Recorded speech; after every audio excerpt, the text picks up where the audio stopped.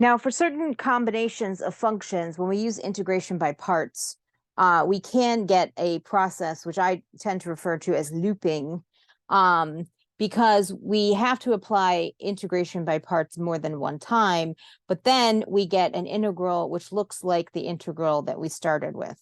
So this can happen in a couple of different cases. Combinations of sine and cosine with exponential functions tend to do this.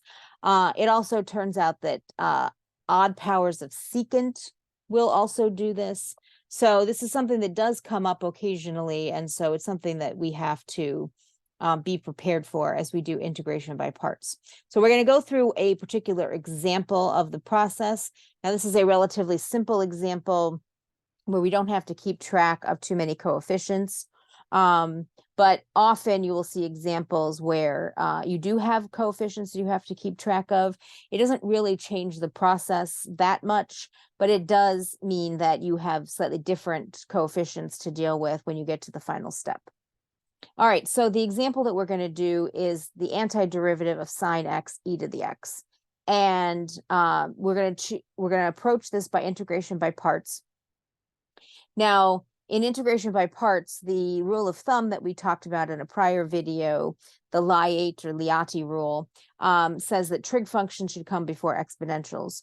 The truth is, you can define trig functions in terms of exponentials, which is a topic for another video. And so it actually doesn't really matter whether you choose the trig function to be u or to be dv. But whatever you choose for this, and trig for u and dv for the exponential is sort of standard practice. Whatever you choose, you have to be consistent with it from step to step throughout this process, because otherwise you will literally undo what you just did and it will cancel out. For this process, you also need to be particularly careful about the signs, because the signs will make a difference. If we get to a point in this process where your integral cancels out, it's because you've lost a sign, and you can't actually finish the problem when the integral cancels out. So let's proceed with u being sine x and dv being e to the x, again following that rule of thumb. So then the derivative of sine is cosine, and the antiderivative of e to the x is e to the x.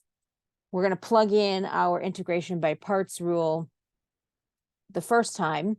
And so we have our uv minus our v du. Okay, so we're not done, but it changed. So we're going to try again. Now, again, we're going to follow the same rule of thumb. We're going to let u be cosine, and then dv be e to the x. The derivative of cosine is minus sine. That's important.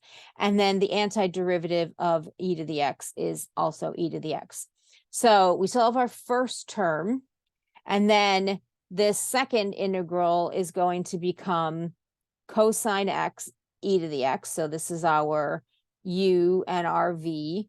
And then we're subtracting a minus sign, so that becomes a plus inside of our brackets, sine x e to the x. And then when we distribute the minus sign, we end up with a minus integral sine x e to the x. Now, this is the exact integral that we started with.